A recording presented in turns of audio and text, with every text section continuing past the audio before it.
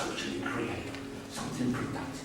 Secondly, instead of producing all the tab and the shoddy that capitalism has produced, stuff that is on the wear out and break down, become obsolete, has to be made over and over and over again. There will be no reason for us to produce anything other than the very best of everything. Stuff that was beautiful, stuff that was well made, stuff that would last, stuff that could be repaired, developed, stuff that we could pass on. So we could be ecologically sustainable.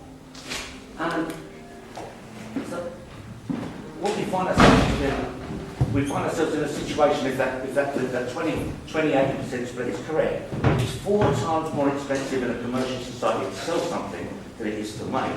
And consequently, we're so busy taking care of business, we don't take care of that, we can't take care of ourselves. And secondly, and I must make this point because I feel it's very important, every society that's ever sustained itself over any historical period has always had to have like a world view, a way of interpreting the world, a way of understanding the world, and the way the individual understands the world and their place in it.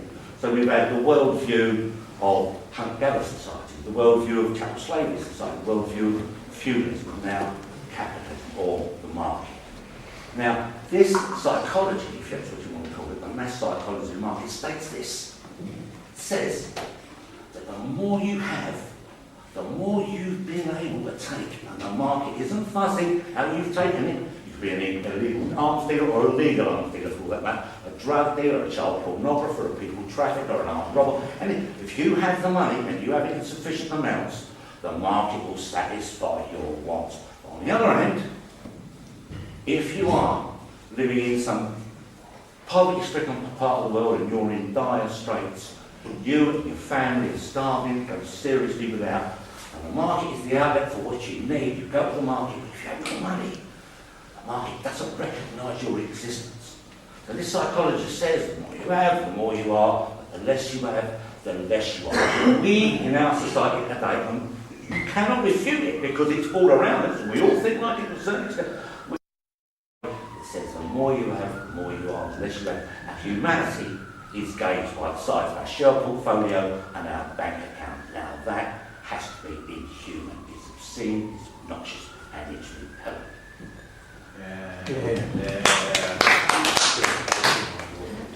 I hear a couple of hears just after this flamboyant remark. Friend here. I'm not a party member, I came here as a neutral observer, and I must say I'm slightly disappointed by the tone of the discussion. John came here obviously knowing he comes into the lion's den to defend in front of a predominantly Socialist Party of Great Britain membership audience. Capitalism must be very brave. Whether he has made a good case or not, in my view, he has got quite a good case to suggest that capitalism in the form we enjoy it in Europe is the best of possible worlds. What I very much regret is that it was then constantly implied that he doesn't show compassion for the shortcomings of capitalism. If that's the main drift of your argument, that he doesn't care about the misery in Africa or in this country, I think you have made not a good case to weaken his suggestion. I specifically said in my talk that I respected the fact. Yeah, Richard. I specifically said that. Yeah. I accept you from my criticism. I meant the members of the audience, where there was a lot of this. Nonsense. Absolute nonsense. Does anyone else want to come in before the people start speaking again? Before people have seconds.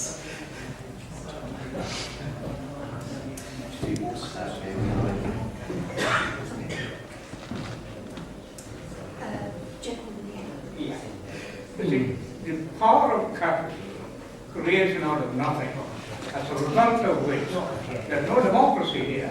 If you think you live in a democracy, you live in a crowd-control. It's a financial dictatorship.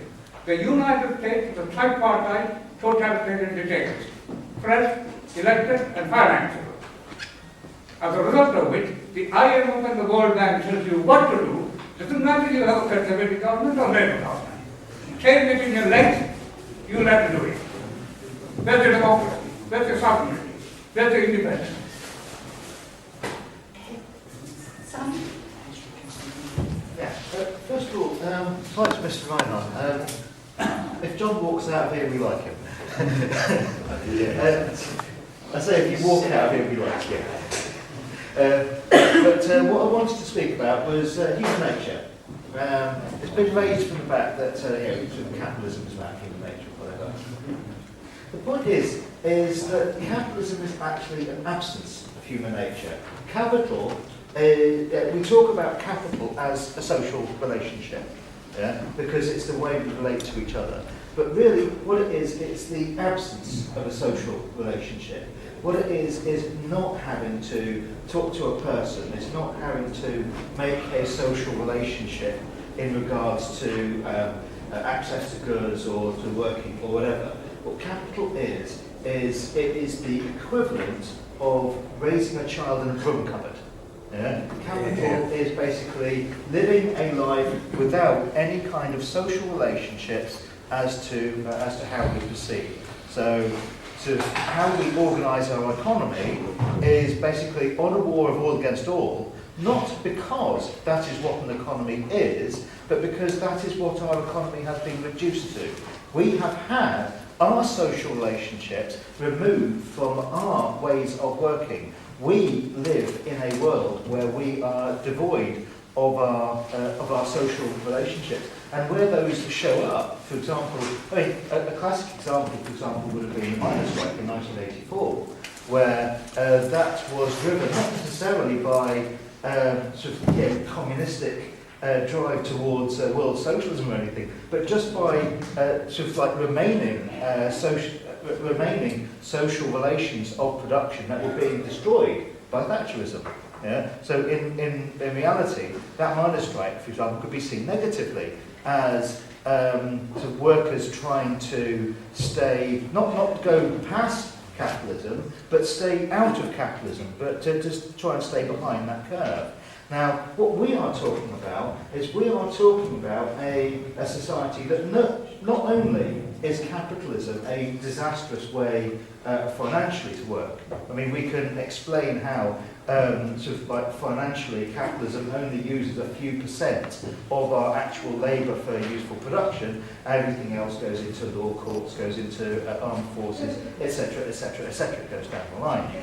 You can compile those mathematics.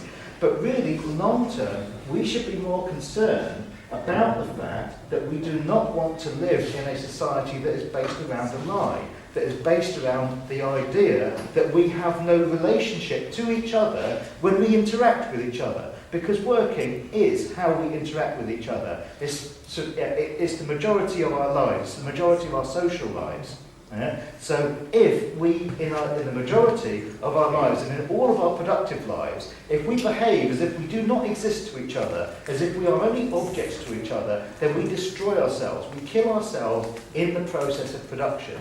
And that, for socialists, is as important, if not more so, than the physical business of whether we would be more or less rich. We can demonstrate the fact that we as a class would be wealthier.